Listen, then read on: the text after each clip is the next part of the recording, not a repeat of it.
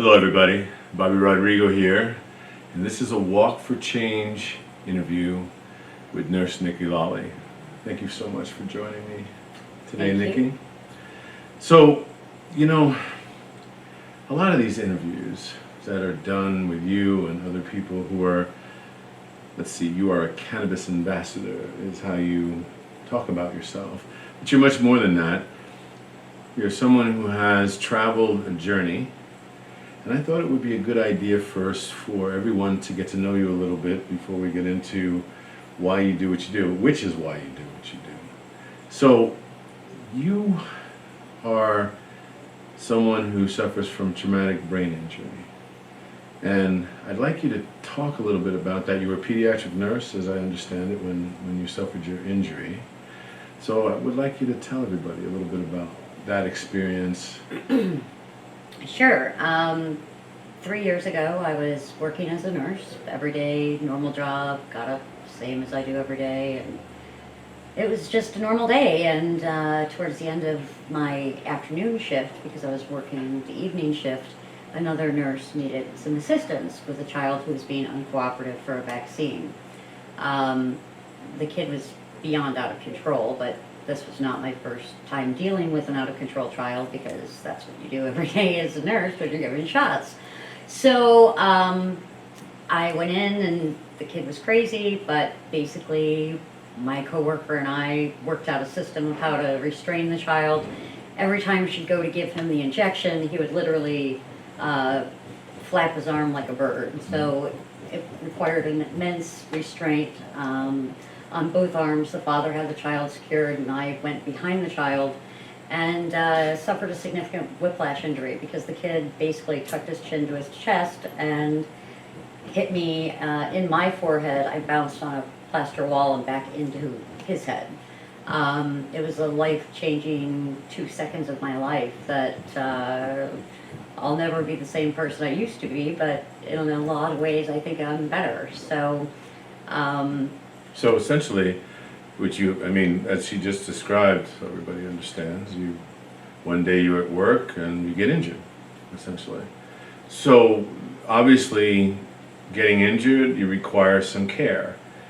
And this was a major part of your journey as to why you wound up being a cannabis ambassador, essentially. So talk a little bit about the initial medical care and treatment that you were receiving. Sure. I saw over 50 medical providers, every kind of therapy, new age treatment, various medical treatments for brain injury. Was not finding relief from anything, including multiple pharmaceuticals, over 45 drugs also. And this is over the course of how long? About a year. About a year? 8 months maybe. It was just a horrible experience. It seemed each drug caused a more significant reaction, whether it was the interaction of the other drugs or it was just my body completely rejecting them. And this was part of your workman's comp, essentially, type thing, correct? That means you were injured at work, right? Yes. So like usual, not only is it the medical profession that's involved, but your insurance situation is involved as well, giving you kind of involved in what kind of care you can have 100%. and approving this and all that other stuff, correct? Yes, everything requires massive prior approvals and approval of the insurance, and it has to be within parameter A to B for them to cover any of it. And so in my journey, I literally spent almost $60,000 out of my own retirement and all of our, life savings to try and figure out what was going on. I heard everything from there's no way you can still be suffering from a concussion from 3 weeks later to 3 months later. There's no way you can still be suffering, related symptoms. You can't possibly have a headache still. I suffer from debilitating headaches, and I have since that day. I have cervical instability, so it kind of compounds the whole TBI issue. I don't get enough CSF flow, cerebral spinal flow, to my frontal lobes. So there's significant impingement back there. So for them to just continuously make me feel like I was going crazy was a traumatic experience. Sure. So it added to the problem, because I would imagine the stress, anxiety of the situation, trying to get a relief from a headache. I mean, it sounds simple, but just that would have been wonderful, essentially. Honestly, just functioning would have been great. Sure. Besides the headache, it was all the cognitive challenges, the inability to do math. I was at the grocery store and the bill was like $13.58, and I go to, I had a ton full of change, and I literally had it in my hand and could not count out 58 cents. And it was mortifying. The kid at the checkout actually had to count the change. That was when I really felt it. I've also been a former casino dealer, so my family, for the holidays, we get together and they're like, oh, let's have the dealer deal us a game of rummy. So it was supposed to be this chill family gathering, and I couldn't count out 7 piles of cards. I couldn't even get past the second card to make that 7-card, hand for 4 people. So basically, you're dealing with the injury, if I'm understanding you correctly, and obviously correct me if I'm wrong. But as you're dealing with the injury, you're learning new barriers as they happen that you never had because you took. We all take these things for granted, of course. There are things you've been doing every day. So that in itself was trauma to you to deal with. I mean, all of a sudden you can't even deal cards properly. So the impact of this is not just physical, of course. It is emotional, to say the least. And the anxiety I now suffer, much more under control with cannabis, but I was on, Xanax, I was on Klonopin, I was on all kinds of different psych meds. And this is important because, I had a discussion recently with Dr. Mary Clifford, and it was a wonderful discussion. She's a cannabis I hate even using that. If I say she's an MD, it doesn't matter what goes in front of it, she's an MD. And she was talking about the issues relative to the medical industry not being a part of using not traditional, I hate that too, non-Western medicine as part of their wellness approach. And because this is the way that they're taught. And I imagine you run into a lot about that as well. They're giving you these traditional things. And it might not even be, as you pointed out, something about them not trying to help you. It's just this is what they know, and they don't go and look for something else. Did you run into that a lot? 100%. I was a nurse, and I didn't know about the medicinal properties of cannabis, not to the extent I understand now. We were never taught about cannabis in nursing school. Cannabis was a drug. An illegal drug, basically. Something that wasn't right. So they were classifying. I mean, essentially, it was almost like if anybody comes in with heroin or anybody comes in with cannabis, this is what the deal is, and they don't have anything. So when you mentioned nursing school, just to jump for a second. So when you say you didn't learn anything about cannabis, is really what you didn't learn anything about was the endocannabinoid system inside our body as well, correct? 100%. What was that? Yeah, exactly. And for those who, I'll let you explain it. I don't need to explain it for you because you obviously know about it now. So you're dealing with this for about a year, and you're not getting any relief whatsoever. You're also getting pushback on whether or not it's even valid. Which is not a wonderful thing to be going through either. So it's being compounded essentially. So you're there, and then what's the next step? Well, and then also the frustration of not having a job. Right, of course. You're spending money, pressure. You have the pressure from going my out, not employer, coming in. literally like, when you're coming back, when you're coming back. And naturally, I'm a part of a team. I worked with a great bunch of people, and I was like feeling the guilt of straining them, and every time someone else would call in, I felt immediate guilt, even though I wasn't there. You read about it on social media or whatever. Sure. You would just feel the pain of you're letting people down, and that was a huge burden on me. Because that doesn't matter to you. You're a nurse. You don't care if you're letting people down. You don't care about people. You're a nurse, right? That's not what you. It's amazing. So it's the roller coaster that you're on is. I want people to, this is why I wanted to cover it. The roller coaster that you're on is major, and on a daily, minute by minute basis, basically. And my family, they didn't understand it either. My husband would go with me to the doctors, and the doctors would be like, "Yeah, can't help you. We don't know what it is. You should go see a psychiatrist, or we'll send you to this other neurologist, or we'll send you here or there." And then I don't retain well, and I haven't really been able to read the way I used to read before my injury. And so... Like when you were a nurse and got your degree, Right. for example. So we're not talking about a minor level here, But, But I just don't retain things well. So when I would try, I mean, I worked in pediatrics. I knew tons about pediatrics, but when it came to brain and Not your specialty. concussions Not and your specialty. completely, it was a new area. So now I found myself trying to educate myself on traumatic brain injury, and thank goodness for all the support groups on Facebook, because that's who helped me more than anything. I can seem to read short excerpts at a time, but like podcasts and videos are very difficult for me to watch unless there's closed caption. Gotcha. Sure. So the challenges that were there, I mean, not for nothing, they were pretty significant. Sure. And, my family tried to understand. They really, really did. I mean, my husband has been through hell and back over the last 3.5 years. Right. His life changed forever on 10/11/16 too.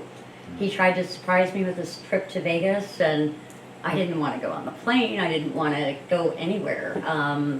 And basically, he's like, "We've got to go." And normally, I love going to Vegas. Sure. Vegas is Fun. my place. Well, we of- were at the Women in Cannabis event in 2018. Yes, that exactly. decided, for example. So absolutely, Vegas is fun. You had a significant footprint at that event, doing events. But let's stay on point. So go on. So when we landed from Buffalo to Vegas, I was just beyond in pain. I mean, it wasn't a little pain. I had already taken the narcotics I was prescribed. I had already taken the muscle relaxers I was prescribed. I had already taken the Xanax I was prescribed, all at the same time, mind you. And I was just in agony. I felt nauseous. I was just, the flight, the altitude change, it just did absolutely nothing for my head injury. So I was a complete raging, unhappy female. And my husband was a saint again, and he kept putting up with my moods. But we get to the hotel, and I go to Vegas quite often. We stay at the Cosmopolitan, and I always get a room overlooking the Bellagio fountains because I love the water, blah, blah, blah. This particular day, that's what we had reserved. They didn't have it available. And there was no way I could possibly stay in that lobby for another 15 minutes. I mean, it was just flooding me, and I was beyond my capacity. So I said, I don't care what room you have. I don't care if it's facing the broom closet. I just need a room. Right now, whatever you have ready. So they gave us a low floor room that was facing the strip, which I kind of lost it with my husband, and he wanted to go for a walk, and I said, absolutely not. I can't deal with this. He's like, you're ruining our vacation, and we haven't even been here 24 hours. And, that stuck with me, but it just depressed me more. It didn't, make me wake up and say, well, now I'm going to feel better. And not to, your husband obviously has been there for you, but there was all this lack of understanding 100%. of everything, and of course, people are people, and they were telling him, well, we can't do anything for her, and take her to see a psychiatrist. So he's got all this, and he loves you at the same time. So it's a lot of stuff. So go on. It was. So I was looking at, when he left the room, I then was like, how am I going to kill myself only on the 8th or 9th floor? I don't remember what floor. So you had suicidal thoughts at this I time. completely had suicidal thoughts. I was on Cymbalta, and that pretty much made me lose my mind. Whatever is in Cymbalta doesn't work with my whole system. When I was on it, all I thought about was death. When I came off it was the actual implementation. And I went through Cymbalta with withdrawal syndrome for like 3 months, and thank God for cannabis at that point. So I see this billboard, cruising on by that says, get your Nevada medical card, call 1-800, get your weed card, or whatever it is. And now, of course, I've smoked pot. This was not, anything new to me, but it was not the same pot. I mean, it was the same plant, but it was not the same quality. It was not the same in Nevada as it is, for me at that time, anywhere. So, it goes by twice, which was kind of weird. Normally you see, And 10 minutes later, it might roll by through again. maybe, but this was boom, boom, and I'm like, So about that same time, my husband walks in and he says, "What are you doing?" And I'm like, instead of the topless dancers going by on the billboard, they had get your Nevada weed card. And he's like, "Well, why don't you do it?" And I'm like, "Really?" I'm like, "You hate smoke." And I said, he's like, "Whatever could possibly get you in a better mood, let's do it." So I call, and it was very weird. It was almost kind of seedy. Because In Las Vegas? Yeah. Stop. You have There's to, no like, seedy side at Las Vegas. Come on. you kind of have to like call a number, and then you have to text back, and it's just kind of weird. And then they give you a location. And when you get there, she gives me a paper and says, "Fill out your name and sign the bottom and put any medications you're on." So I look at the paper. It's already got my vitals filled in. Now, no one has on the phone. taken, Because you talked on the phone, or no? No. Oh, okay. So go on. I'm sorry. Go ahead. No, so I had to go right in person. Okay, gotcha. So, yeah, so they literally, you fill out your name, but the vital signs are filled out, the doctor's signature's already on it, and then you pay them $200, and out comes a California medical marijuana card.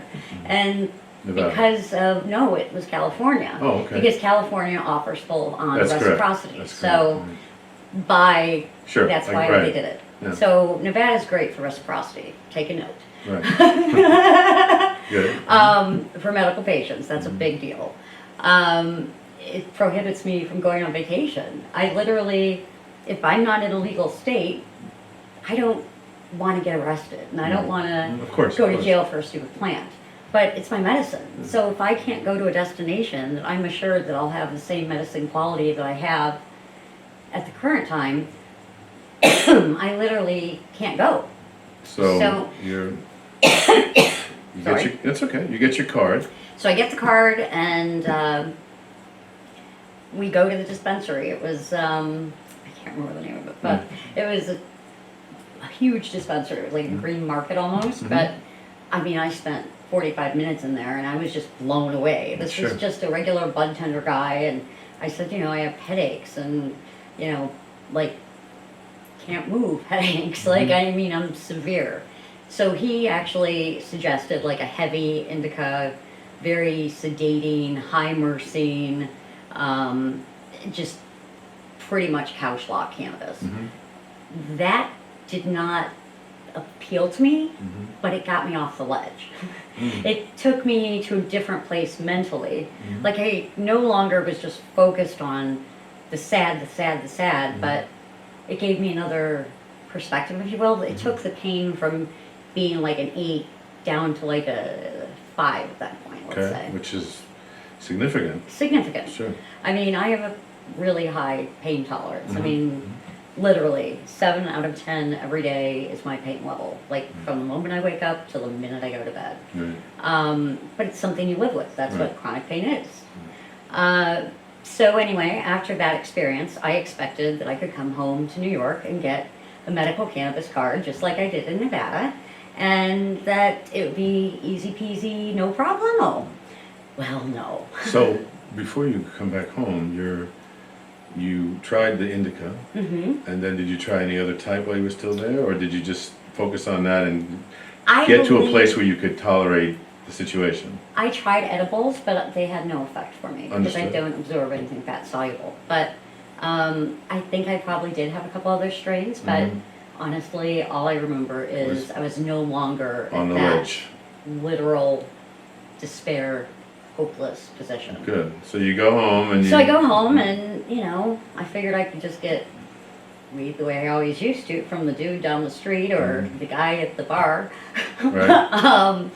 It just wasn't the same. It wasn't the same at all. And then I got my medical cannabis card. They turned it when they added chronic pain in New York State, that allowed me to qualify for it. Because up until that point, I didn't have one of the 8 conditions they initially So let's approved. talk about that briefly, because this is one of the things that I try and point out to people often in a number of ways. So you have essentially what happens in the process of the medical marijuana card process is you have a committee usually, or a group of people in a state that decide what these ailments are going to be in order for you to get a card. And everybody needs to be reminded that there's no prescription. You get a card so you can buy it. That's all it is. You don't get a prescription so you can go get it filled at the CVS, let's say. So, but none of these people on the committee have any experience in the endocannabinoid system or experts in that area. So, and yet they're the ones making the making decisions. this, yeah. So I always like to point that out in these discussions, so I don't mean to interrupt you, but I always think that that's one of the important aspects of what needs to change in this, probably a lot of it needs, and prohibition, but would be, make it simple, but just to point out the barriers that everybody's facing. So you get the card. I believe it was April of 17 when they added Chronic medical pain. cannabis, chronic pain. Mm-hmm. Okay. And so on my birthday of 2017, I ended up getting, the medical card. Okay. So I go to the dispensary and boy, what a difference. Way different than Nevada. Mhm. Like, you had to... But they don't have the seedy billboard though, I'm kidding. But it was just a totally different experience. You had to get like securityed in, you had to like get, I was waiting for the retina scan of fingerprints next. Mm. But it was like, I literally felt like I was going into a locked dungeon. Like everybody has to get locked in and locked out. And Sure. I don't know, it just was really kind of creepy because Sure. it's all cash. Right? Right. Right? The It's because of the cash business. the other thing, yeah, the I cash didn't sign. understand all this, Yeah. right? When I first went to it, I'm like, what the hell? Why do I have to act like I'm being buzzed into jail? Right. Um, Right. And then there's no products out, like Mm. everything's behind locked doors, and it's just kind of crazy security level. Mm. And you just don't, it's not a positive experience in New York State. Right. And the worst part is, in New York, they do not have full flower. What that means is we don't have anything we can put in a bowl or roll in a joint to actually smoke. For me, with my brain injury, that is the only way I get effective pain relief. Legit. I have tried, you name the edible, you name the strength, you name the method. I haven't done suppositories. That's the only way I have not gone yet. Okay. I'm trying to... all the oils and yeah, everything. I mean, I just know I already have problems with oils and fat solubility, so I'm just thinking, when we go up that way, things aren't going to go well.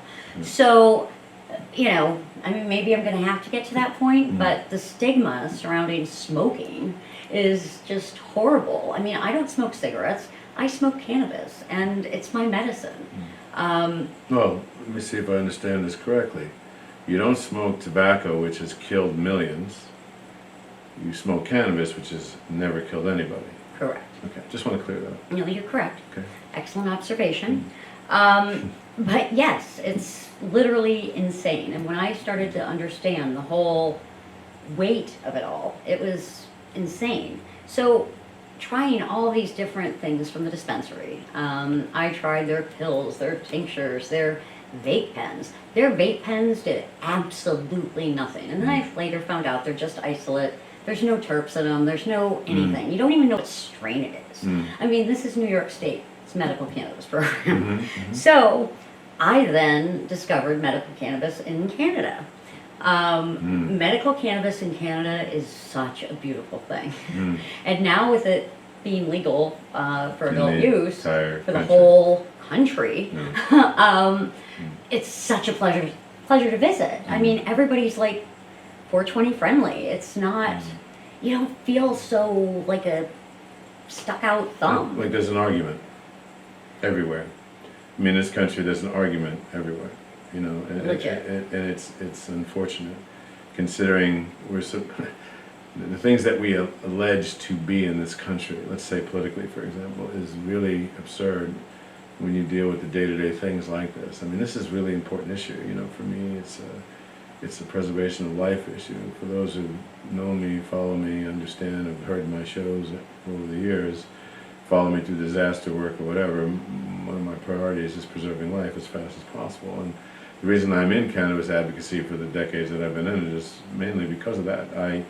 My first experience in seeing it actually work, I was 13 and I saw somebody smoking a joint who just went through chemotherapy for leukemia. And then a year later, and his name is Bobby White, and my friends in New York will know who that is. And then 14 and a half, Debbie Yarrow, same thing, leukemia, and I bought her the pot and brought it to the house so they could do it and she could smoke it.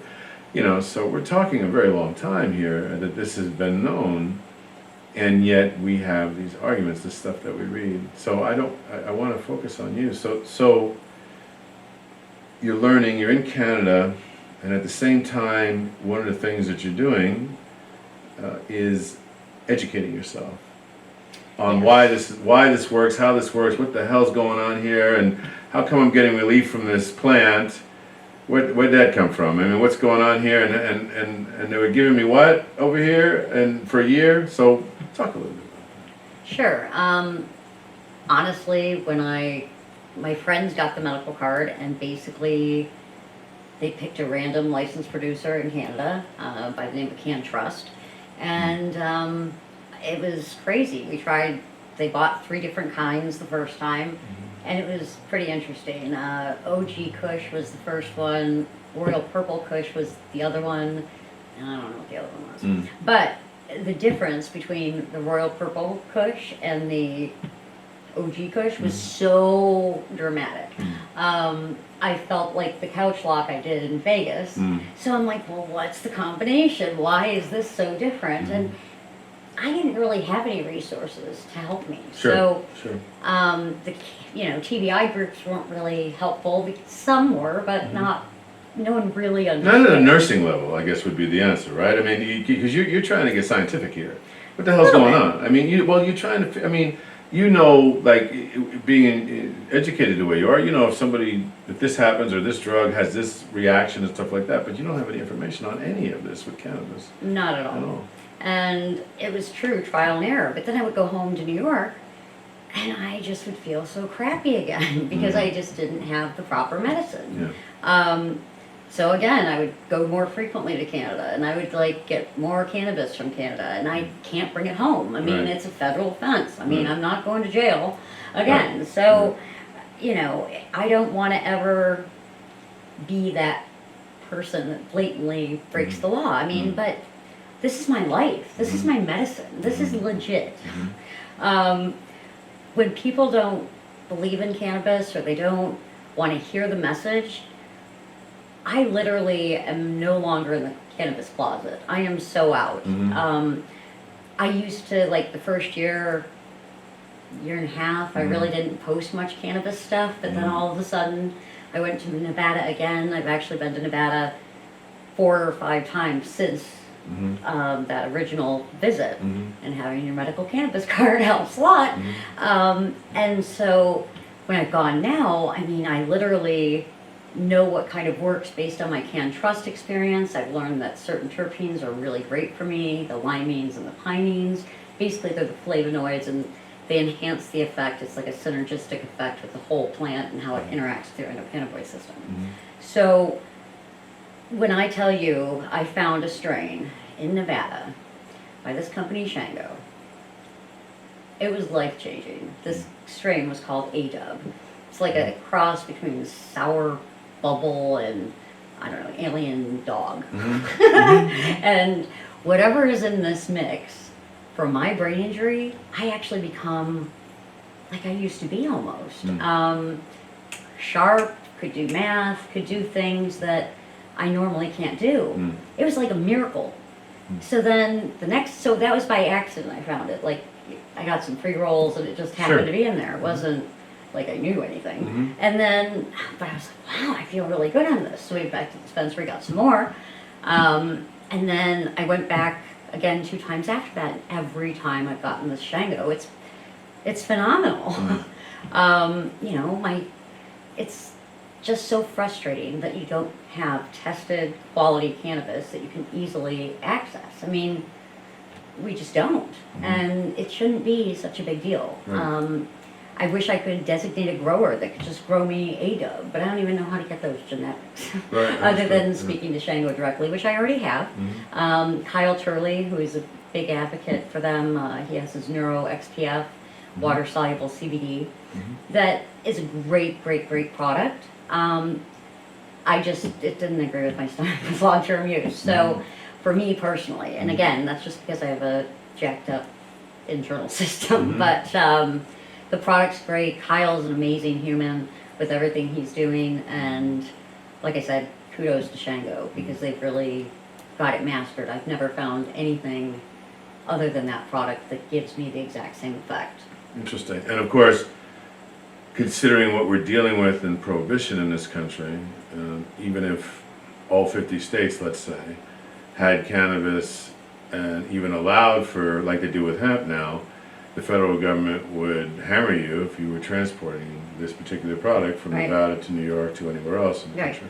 So you're basically being denied the medicine that is helping you because of the way the law is structured in our country right now.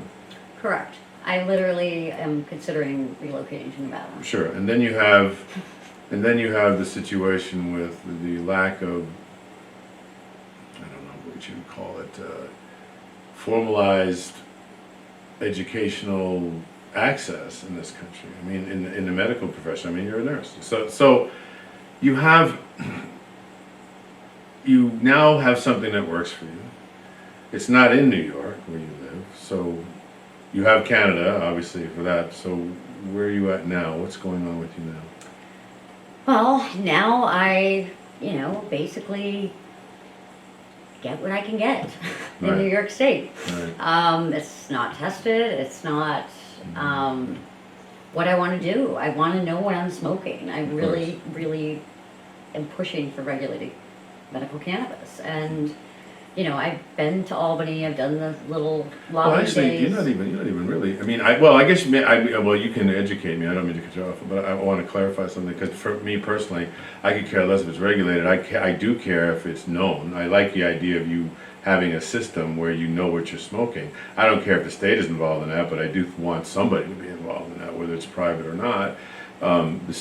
States tend, in my view, to at least over-bureaucracize, something like that. Is that even a word? Over-bureaucracize? Is that a word? I don't even know. I don't know, but it sounded good. But anyway, Oh, that's what I well, mean. But I understand so go ahead. I just wanted to say that because I think the states have messed this up. Most of the stuff that they've done, they're still arresting people in states where it's legal. I know. I So don't it's a mess. understand. It's a mess. But anyway, so go on. Talk about you. So I began, continuing my educational journey on the cannabis. I hooked up with an amazing individual, Sabrina Ramkelawan. She is a researcher in the cannabis industry, has worked everywhere from research trials to working for a licensed producer. She's a nurse and a great friend. And it was really funny how we met. I began using LinkedIn to connect with some cannabis connections. Sure. When I first started trying to figure it all out. Sure. And I don't know, it started like with Camp Growth and like those people, and I just started following people, and I didn't really have a huge following at this point. And all of a sudden, Sabrina posts a message, and I don't even know how it even showed up on my feed because we weren't connected. And it says, looking for people with brain injury and cannabis experience. Anyone want to share their story? Well, it was like it was written for me. Because I was like feeling pretty purposeless and like, Sure. What am I going to do? You kind of you're kind of dealing with a lot of self-care there, so it's Right. That's kind of Like I couldn't, my left arm is weak and doesn't have the strength that the right does, so like buttoning your shirt now is a challenge, and things that, again, you take for granted right. are newfound challenges. So Sabrina and I become friends, and I speak at this Brain Injury Association of the York region. And it was kind of a comical experience because I had no idea, like, they wanted to know dosing, like, they were really supportive and great. And I just kind of shared sort of like what I did with you, and then they're like, well, how much do you smoke? And what, I'm like, a lot. A whole lot. Like, are we talking like a gram or just like a lot? I couldn't describe it because I just, I didn't have the understanding. And they're like, well, what strain works? And at the time, it was CanTrust did have this particular strain called cheese, the original cheese. And the original cheese, it wasn't like the normal cheese that's around here. It was actually sativa dominant. It was more like a UK cheese, I've learned since.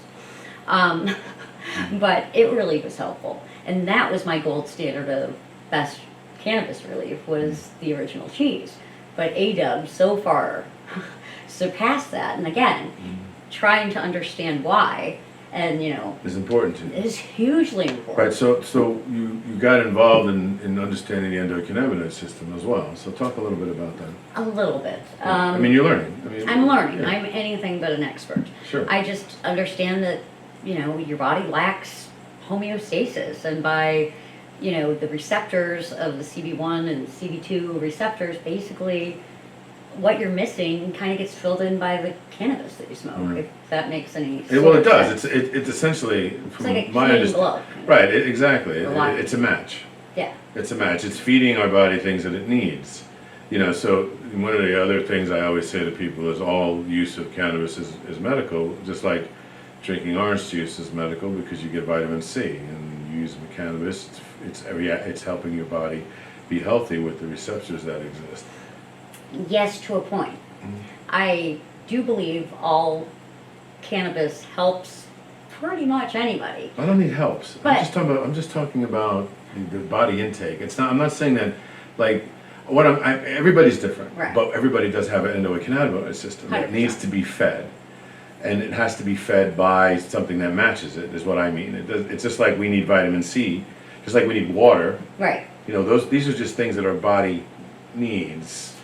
I just know that the medical cannabis community gets a little sensitive when people make that very relation, because they feel like my kid can die of a seizure. It's different than somebody. But that's not what I mean. I'm actually Oh, okay. on the other side of it. Okay. I'm on the other side of it. They shouldn't get.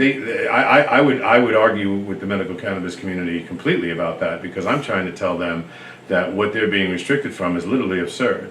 As far as I'm concerned, the relationship of cannabis, in the example that I gave with leukemia, means that cannabis at least has the medicinal property of Rolaids. I mean, I break it down that far.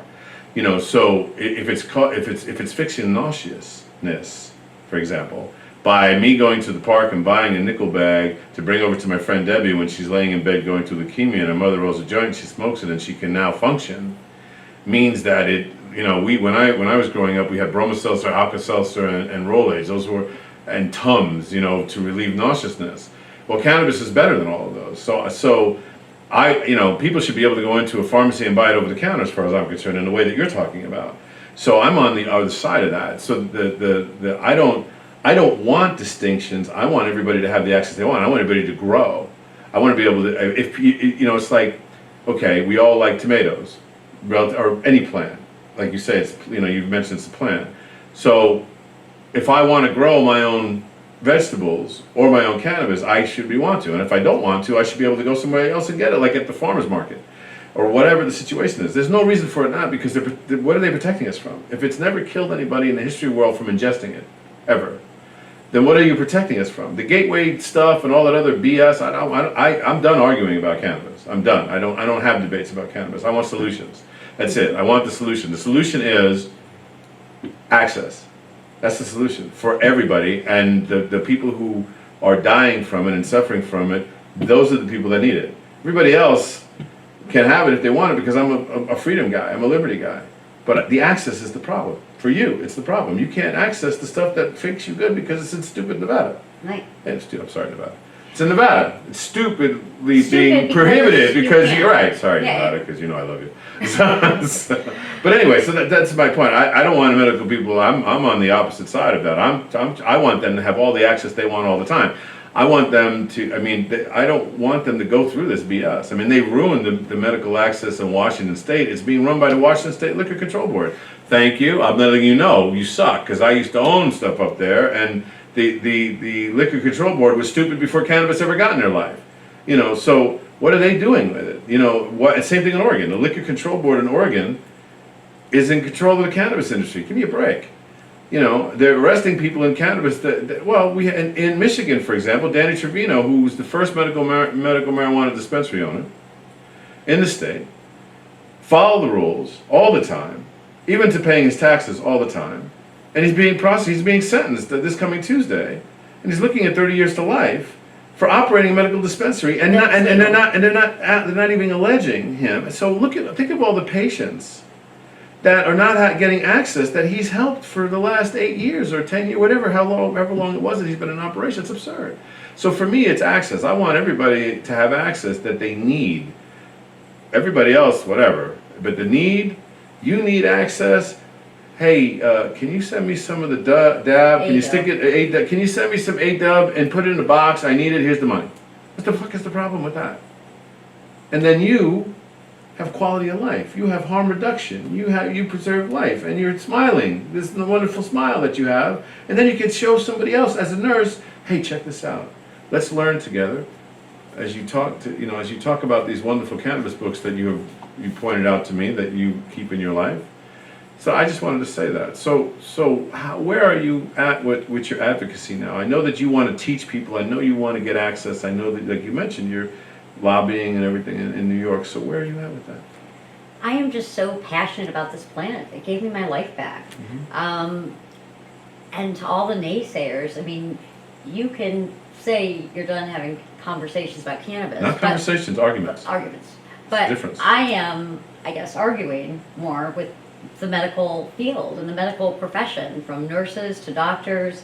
I tell my story, even top people in Buffalo that are supposed to be pro-cannabis. I mean, I'm educating them because they don't listen. They try and just read it like a, physician's desk reference. Right. Because it's not taught in the middle school. It's not the same thing. Right. The first book I actually read was this Woman's Guide to Cannabis by Nikki Lawley. And I gotta tell you, this was the first book I've read since my brain injury. And I've actually retained things quite well. And I have had 10 copies of this book, and my wonderful friend Vicky bought me my 11th because I always give it out. Right. It was an outstanding starter book for me to understand the plant. But then I still wanted to understand more about the terpenes and the whole synergistic effect. This book right here by Ruth Fisher, absolutely amazing. The graphics in it, the explanations of every single thing from, the terps to the other cannabinoids, exactly what they're used for. Phenomenal charts and reference. And she's an awesome human as well. I've just learned so much from just those two resources, as well as cannabis groups and other brain injury groups. So your goal is to tell everybody else about them and give them the tools to learn as well. Correct. And to tell your story. So, just to clarify, when I say I'm done with the argument, I'm not done with the education. Okay. It's different. It is a different path for me. I want to focus on the solutions, essentially. Solution is access. So get out of my way and let's get access, because you can't give me any information that is anti-access. We already know everything as far as it not killing people. So if we start at that point, then what's the problem? If you can give oxycodone to an 11-year-old, what are you doing here, people? So what because it's not, I'm going to be an advocate in this area until, I'd rather be on the lake, okay, the beach, but they're not letting me do that because I have children and grandchildren, you have children. I mean, give me a break. The way the world is operating right now is insane. They make insane amount of money. Big Pharma has been applying for patents in cannabis. The government has 2 patents for cannabis. We know, you know that. Anybody at the level that you are at, that I'm at, we all know these things exist. The FDA is now approved an epilepsy medicine, for example. Okay, really, what's going on here? So we're going to do it under control thing. Now, meanwhile, it's a turnip. Exactly. It's a turnip. I mean, I believe it's the University of Mississippi or something. That's the only place that's allowed in the country to grow cannabis, and it's like growing hemp, from what I understand. It's well, like really low THC. It's very low THC. So I'm involved as an advisor with a group of people and attorneys and doctors in the lawsuit against the DEA. And a lot of people don't know that. I'm the man behind the curtain. So anyway, what? Like Like the wizard, they tell me. But anyway, whatever works. I'm too busy to worry about getting a pat on the back. No. I'm playing with you. Okay. I'm playing with you. So the DEA, so basically the case has been mooted by the appellate court because the DEA has come back and say, okay, we're going to process the applications. What the case is about specifically is researchers going after higher, better strains of cannabis to do research, medical research, other than what is available at the University of Mississippi, like you just pointed out. Now, I hope everybody paid attention to what I just said because it's absurd. It's like any other research, you want to have all of the available products to do it, whether it's low, high, medium, whatever, right? And it's funny, I heard a thing, you know Nurse Jana Champagne, cannabis nurse Jana Champagne, and I was listening to her the other day. I was broadcasting one of her interviews, and the thing that I heard is this thing, and they asked her, says, what do you want to see next? And she said, human trials, I'm tired of watching mice. You think? So I mean, it's like, Right. yeah, I mean, so I mentioned to you, so one of the things that we're doing is we're doing a campaign about this issue. And the campaign is, hi, Bobby Rodrigo, I'm scientific evidence. Hi, you're Nikki Lawley, I'm a nurse, and I'm scientific evidence. We already have human trials, right? We are human trials right here in front of us, you know. I have had bariatric surgery, for example, and so I have a sleeve. So in order for me to digest, every now and then I'll have some cannabis just to make it easier because I have no stomach anymore, for example, so I am getting a use out of it when I feel like it. Nothing as necessary as other people, including yourself.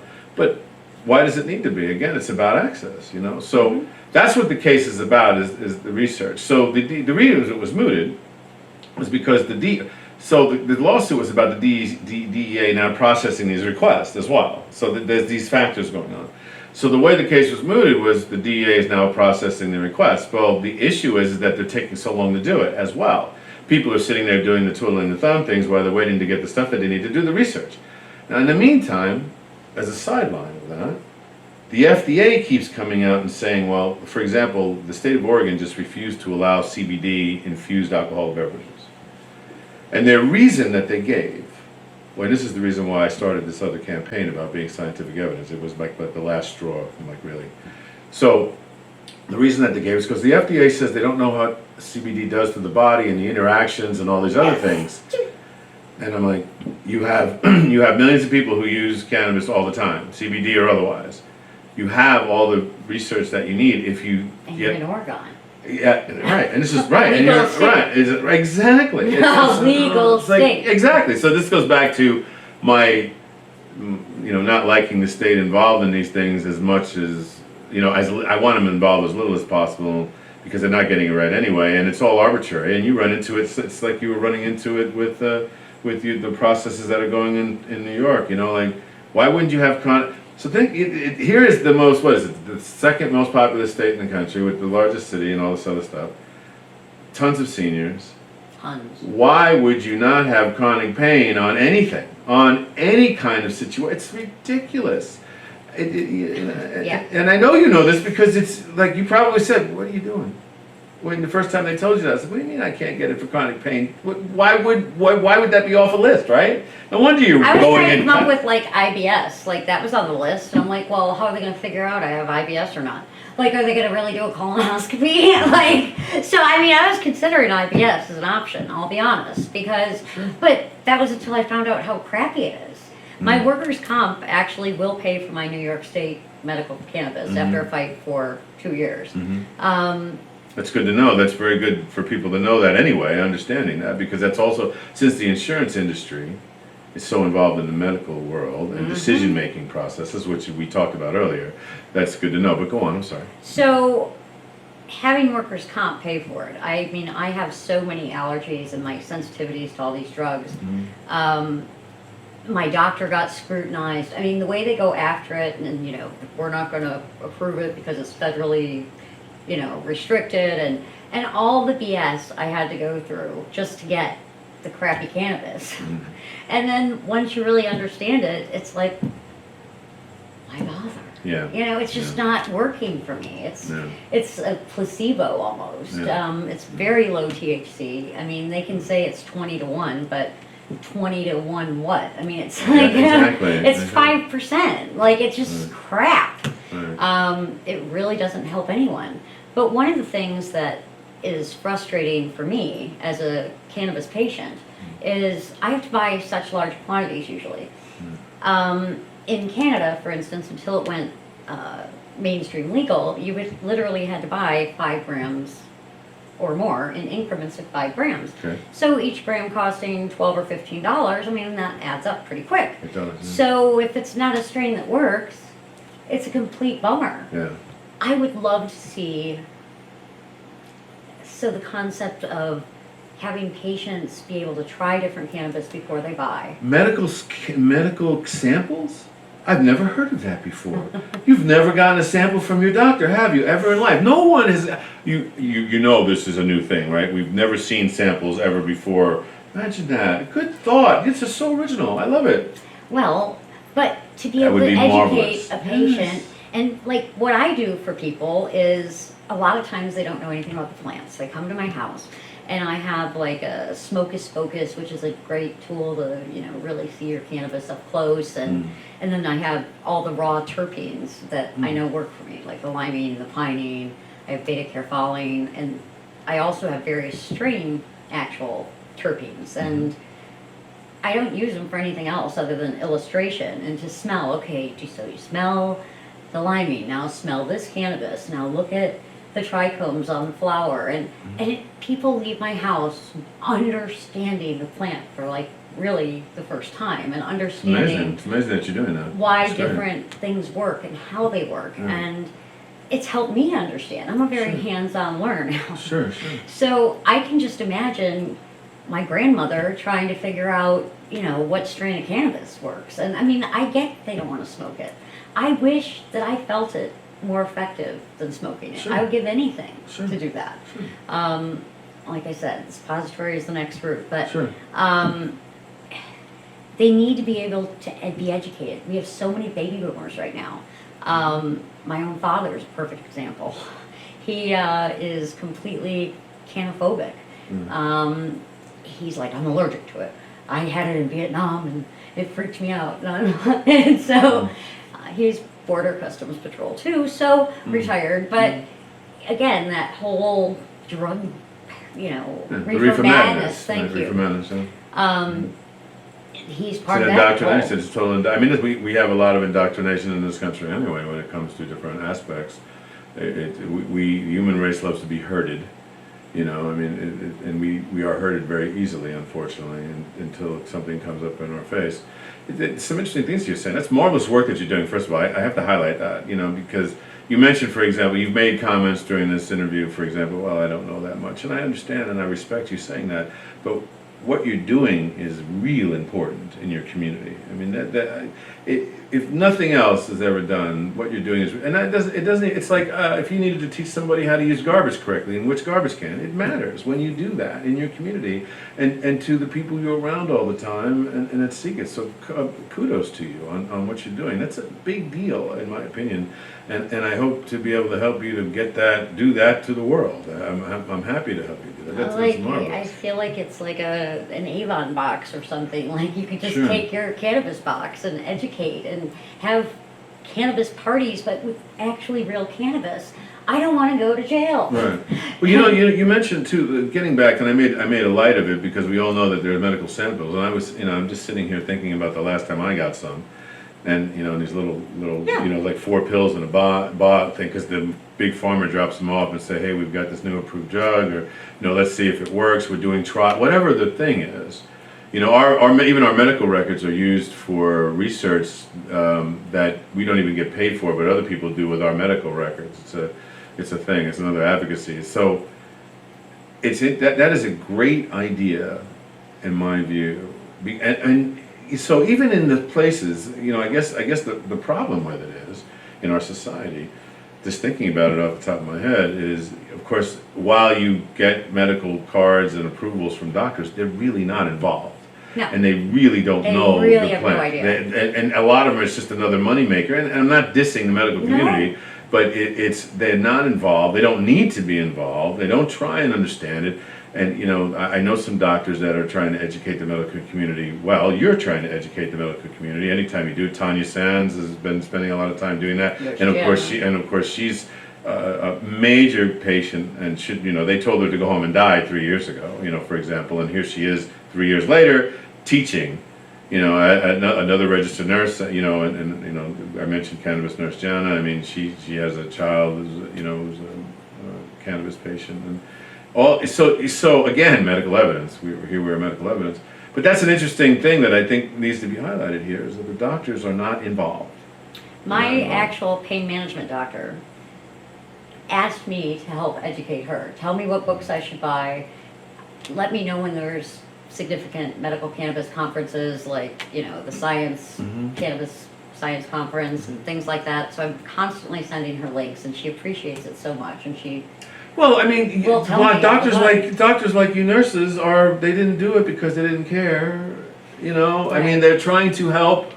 The Hippocratic Oath is a thing, it's not like, so why we have these situations with the medical community, they're not being taught it, it's not quite, when I work in disaster relief, the people who step up most are, the normal first responders who technically it's their job in a way, they do a lot more than that, but the first people on the front lines is the nurses and doctors. They step right into it without question. So they, like it's almost like having a MASH unit out in the field. When I was in Houston, for example, we had I was doing medical dispatch, and doctors and nurses were right there in the front line. Where do I go? We'd put them with a group of people that would go and they would do rescue, and they would be right there at the spot. I have enormous respect for the medical community, without question. Forget just on the way that they react to those kind of societal problems.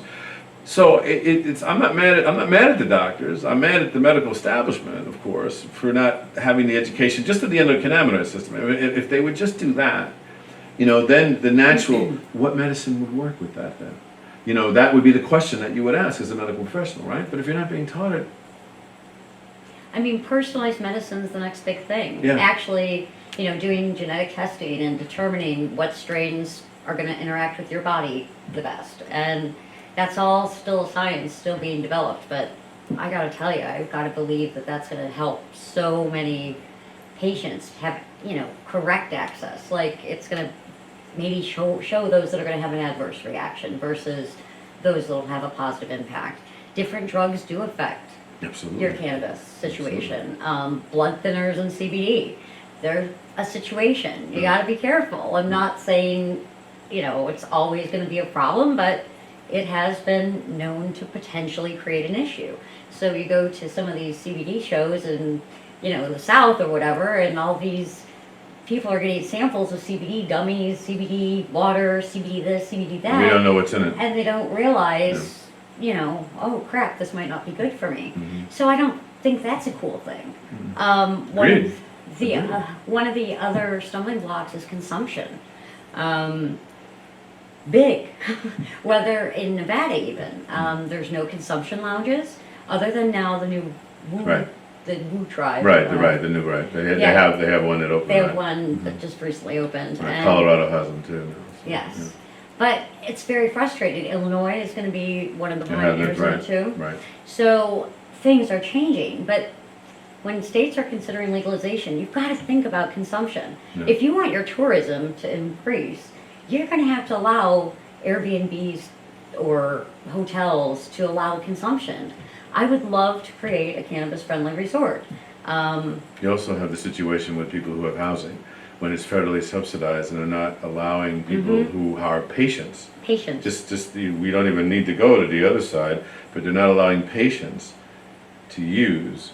They lose their housing because of the federal funding. We have a bribery system anyway in this country. We don't need to go down rabbit holes, but Ashley Weber, the executive director of Colorado NORML, for example, battled the state and federal housing for herself. She's a cannabis patient. She's also a manufacturer, grower of hemp products, things like that, and she's also paraplegic and a single parent. And they were trying to throw her out of her place. She went to war with them, and she won, thankfully. Good. But that was the reason, because of the bribery system and the housing situation.